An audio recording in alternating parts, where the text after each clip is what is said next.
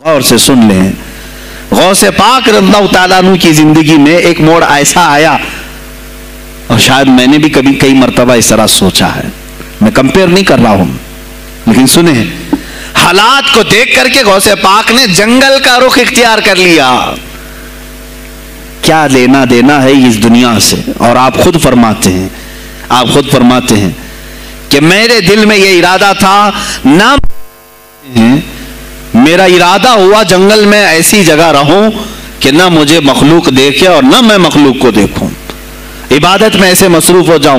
جنگلوں میں آپ عبادت کرتے رہے، لیکن فرماتے ہیں مجھے غیب سے آواز آئی اللہ رب العزت کی طرف سے، کہا اے بندے قادر، آپ کا نام ہی عبد القادر ہے، اے قادر کے بندے، تجھے اللہ نے جنگلوں کے لیے نہیں بنایا، امت مصطفیٰ کی رہنمائی کر، خلق خدا تجھ سے نفع حاصل کرے، واپس آ جا۔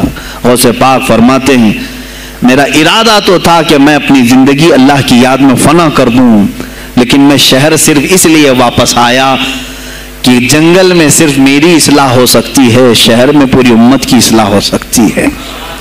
علماء کے لیے یہی آج نصیحت ہے، تم چاہے تو گدی نشین بن جاؤ، سجادہ نشین بن جاؤ، جھولی نشین بن جاؤ، جنگل نشین بن جاؤ، ہو سکتا ہے تمہارے اپنے فائدے کے لیے تم سوچ سکتے ہو۔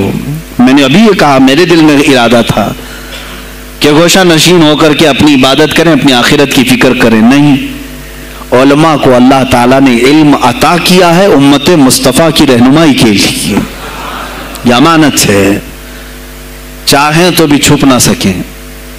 عزیزان گرامی وقار، غوث پاک رضی اللہ تعالیٰ عنہ واپس بغداد آئے۔ اچھا وہ اتنی عبادتوں کے عرصے میں جانتے ہیں کہاں کہاں کا سفر نہیں کیا انہوں نے؟ جنگلوں کا سفر، صحراؤں کا سفر، بیابانوں کا سفر، یہاں تک کہ سری لنکا کی سرزمین تک پہنچے، ملتان تک آئے۔ یہ تاریخ کی کتابیں بتاتی ہیں آپ نے پیدل یہ سارے سفر کیے، پھر واپس اسی بغداد آئے جہاں کے حالات بڑے ہی کشیدہ تھے، اور خلفائے وقت کے خلاف زبان کھولنا یہ آگ سے کھیلنے کے برابر تھا، آگ سے کھیلنے کے برابر تھا۔ اور سب سے بڑا مسئلہ تو غوث پاک کے لیے یہ تھا کہ آپ بغداد کے نہیں تھے، عراق کے نہیں تھے، آپ جیلان سے آئے تھے۔ جیلان ایران میں ہے، اس زمانے میں طبرستان ایک صوبہ تھا، طبرستان کا ایک شہر جیلان تھا، جیلان سے آئے ہوئے تھے بغداد میں۔ آپ کی زبان فارسی تھی، فارسی زبان کا ایک طالب علم بغداد میں آیا ہے، اور بغداد پورا عربیوں کا ہے، فصیح عربی بولنے والے لوگ، اور نہایت ہی عیاشی میں پڑے ان کی اصلاح کیسے کریں۔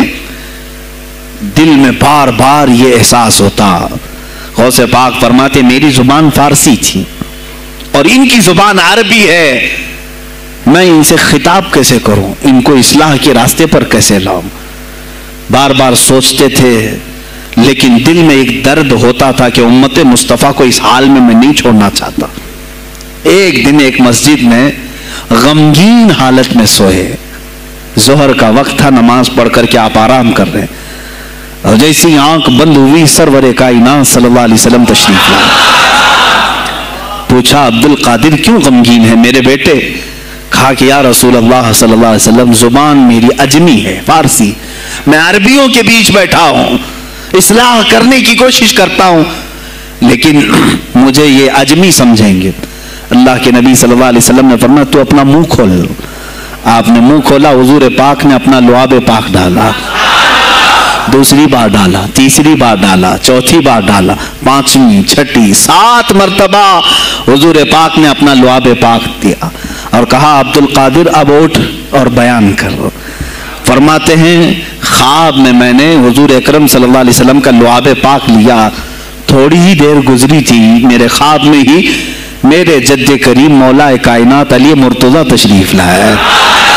کہا پھر وہی سوال کیا عبد القادر کیوں نہیں بیان کرتے؟ کہا میں فارسی النسل، فارسی ہوں اور عربیوں کے بیچ میں ہوں۔ انہوں نے کہا تو اپنا منہ کھول۔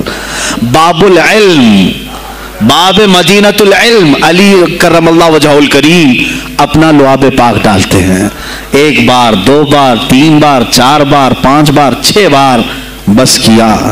غوث پاک نے کہا نانا جان نے مجھے 7 مرتبہ پلایا، آپ نے 6 مرتبہ۔ علی کرم اللہ وجہ الکریم فرماتے ہیں میں برابری تو نہیں کر سکتا، وہ رسول کائنات ہیں۔ عزیزان گرامی وقار، غوث پاک فرماتے ہیں پھر میری آنکھ کھلی اور اسی جامع مسجد میں جب میں کھڑا ہوا اور خطاب کے لیے لوگوں کو پکارا تو دیکھا ادھر سے بھی مخلوق آ رہی ہے، ادھر سے بھی آ رہی ہے، سامنے سے بھی آ رہی ہے۔ مجمع اتنا کثیر کہ تل دھرنے کی جگہ مسجد میں نہیں تھی، اور جب آپ کا خطاب ختم ہونے کو تھا لوگ اپنے کپڑے پھاڑنے لگے اور بے ہوش ہونے لگے۔ اتنی تیر بہدف کلمات تھے کہ سیدھے سینے میں پیوست ہو جاتے، دلوں میں اتر جاتے۔ اس کے بعد وہی دن تھا سیدنا عبد القادر جیلانی کو لوگوں نے ہاتھوں ہاتھ اٹھایا۔ بغداد میں شہرا ہو گیا کہ کوئی ایک اجمی آیا ہے اور عربیوں پر فوقیت لے گیا ہے، سارے عربی اس کے سامنے دنگ رہ گئے ہیں، کوئی عربی اس کی فصاحت کو نہیں پہنچ پاتا ہے۔ کئی لوگ امتحان کے لیے بھی آئے، ایسا نہیں ہے کہ غوث پاک کو یوں ہی چھوڑ دیا گیا۔ میرے عزیز تم تو 1000 سال کے بعد کرامتیں سنتے ہو نا، یہی لگتا ہے کہ غوث پاک بہت کرامتوں کے مالک تھے، بہت بڑے عالم اور بڑے ولی کامل تھے، کچھ نہیں ہوا ہوگا ان کے ساتھ۔ ہمارے سے زیادہ خطرے انہوں نے مولے ہیں، ہم سے زیادہ حاسدین ان کے تھے، دشمنی کرنے والے اپنوں میں بھی بہت سارے تھے۔ غوث پاک رضی اللہ تعالیٰ عنہ کا جب خطاب شروع ہوا، کیا ایک خطیب جب مشہور ہونے لگے تو دوسرے مولوی خاموش رہ جائیں گے؟ حسد کی چنگاری بھڑکتی ہے، وہ غوث پاک کے خلاف بھی بھڑکی۔ اور بغداد میں جب یہ شورا ہونے لگا تو کئی علماء اس وقت کے جو بڑے بڑے پائے کے عالم ہیں، ان کی کتابیں آج بھی موجود ہیں، میں نام تذکرے نہیں کر رہا، لیکن انہوں نے ٹیسٹ لینے کی غرض سے، امتحان لینے کی غرض سے کئی لوگوں کو سوالات بھیجے۔ ایک دن مجلس میں ایسا تھا کہ غوث پاک تفسیر قرآن بیان کرتے تھے۔ تفسیر قرآن بیان کرنا غوث پاک کا محبوب مشغلہ تھا، روزانہ قرآن کی تفسیر عرض کرتے۔ ایک دن مجلس میں بڑے بڑے علماء کی جماعت، جس میں عبد الرحمن جوزی جیسے بڑے فقیہ محدث ہیں، ان کی ایک جماعت آئی۔ قرآن کی جو آیت کی تفسیر وہ کر رہے تھے، اس تفسیر کو کئی کتابوں سے انہوں نے اخذ کیا اور لے کر کے آئے، مجمع میں بیٹھے۔ غوث پاک نے تفسیر شروع کی۔ ایک آیت کی کتنی تفسیریں ہو سکتی ہیں، کتنی تفسیریں ہو سکتی ہیں؟ ایک تفسیر بیان کیا، اس کے بعد کہا اس آیت کی ایک دوسری تفسیر یہ ہے۔ پھر تھوڑی دیر کے بعد غوث پاک نے فرمایا اس کی ایک تیسری تفسیر یہ ہے، پھر کہا اس کی ایک چوتھی تفسیر یہ ہے، پھر کہا اس کی ایک پانچویں تفسیر یہ ہے۔ بیان کرتے جا رہے ہیں یہاں تک کہ 13 تفسیریں ہو گئیں۔ جو بیٹھے ہوئے تھے وہ آشش کرنے لگے۔ اس کے بعد اتنا ہی نہیں، آگے بڑھتے رہے، آگے بڑھتے گئے، 40 تفسیریں ایک آیت کی آپ نے بیان کی۔ جو آئے تھے وہ کھڑے ہو گئے اور اس کے بعد غوث پاک رضی اللہ تعالیٰ عنہ کو دیکھنے لگے۔ غوث پاک نے ان کو مخاطب کر کے کہا اے گروہ علماء، اے جماعت علماء، تم 13 تفسیریں یاد کر کے آئے تھے ایک آیت کی، کیا وہ میں نے شروع سے 13 تک صحیح بیان کیا؟ سب اپنے جبے اٹھانے لگے، کہا ہم تو یہ 13 تفسیریں پڑھ کر آئے تھے یہ سوچ کر کے کہ شیخ عبد القادر جیلانی کو 2-3 سے زیادہ تفسیریں نہیں آتی ہوں گی، 13 کے بعد آپ تو 40 تک پہنچے، وہاں تو ہمارا بھی علم نہیں پہنچا۔ جماعت علماء دنگ رہ گئے اور اس کے بعد توبہ بھی کیا، کہا ہمارے دلوں میں بدگمانی آ گئی تھی، ہم توبہ کرتے ہیں۔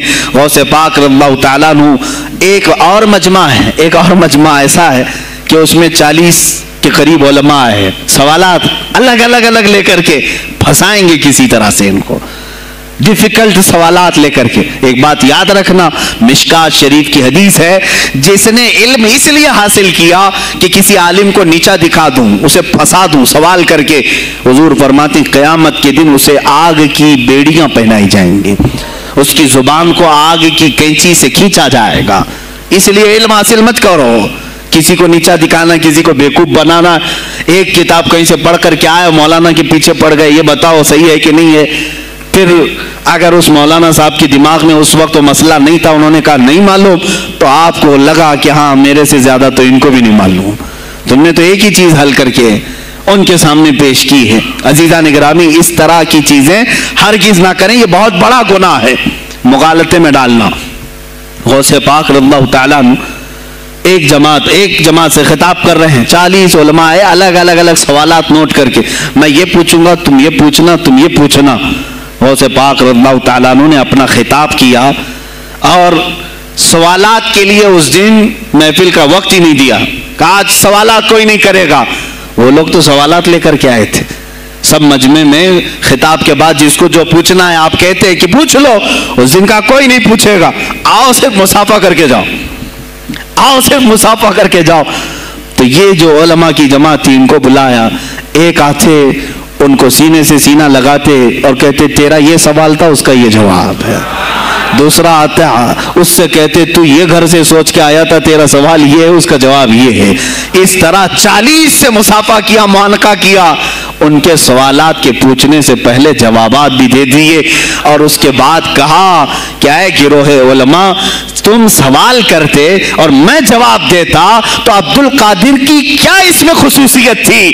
تم سوال بھی نہ کرو، میں جواب دوں، تب پتا چلے گا کہ میں بندہ قادر ہوں، میں قادر کا بندہ ہوں۔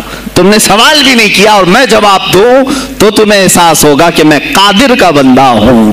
اللہ رب العزت کا کہ صفاتی نام ہے۔ عزیزان گرامی وقار، علماء نے تنگ کیا، پریشان کیا، آپ کے مجموعوں کو روکنے کی کوشش کی، لیکن ایسا نہیں ہے کہ غوث پاک نے ہر ایک کو اپنی کرامت سے زیر کر دیا ہو، ان علماء کو پورا سلا دیا ہو، نہیں، فیس کیا ہے، مقابلہ کیا ہے، پریشانیاں اٹھائی ہیں، اور خلفاء کے وقت کے سلاطین کی بھی بہت ساری ایسی سختیاں تھی جس کو آپ نے برداشت کیا۔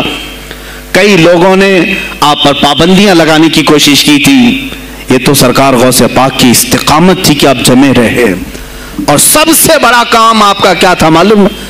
خانقاہ کے گدی نشینوں غور سے سنو، جو غوث پاک کا نام لیتے ہیں، سرکار غوث پاک رضی اللہ تعالیٰ عنہ کی اس صفت کو میں بیان کروں تو یہ بغلیں جھانکیں گے۔ ابھی غوث پاک نے سب سے بڑا کردار کیا کیا جانتے ہیں آپ؟ لوگ کہتے ہیں خانقاہی ماحول قائم کرنا ہے، اللہ اللہ کرو، تسبیح لو، دلوں کی صفائی کرو، سب صحیح ہے، لیکن غوث پاک نے تقریباً 25 سال صرف جہاد پر بیان کیا ہے، صرف جہاد پر۔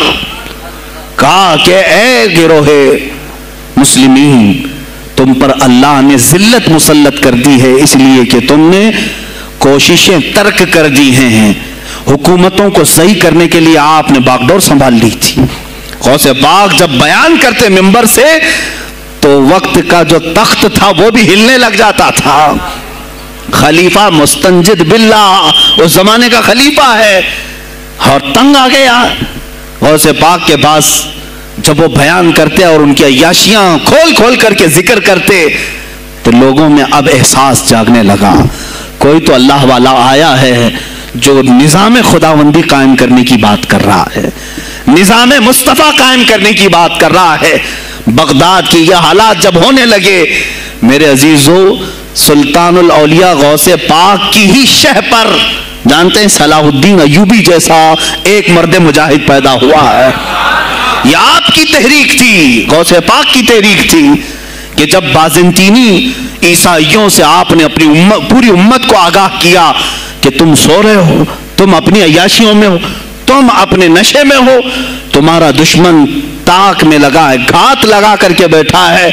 اور ہوا بھی یہی کہ غوث پاک کے وصال کے صرف 10 سال بعد صلیبیوں نے حملہ شروع کر دیا بغداد پر، مصر پر، ترکی پر، ہر جگہ، اور یہی حملے کی وجہ تھی صلاح الدین ایوبی جیسا مرد مجاہد کھڑا ہوا، اور پھر انہوں نے پورے بیت المقدس کو فتح کر کے اپنے سر ایک صحرا باندھا۔ آج تک امت اس کے احسان کو یاد کرتی ہے۔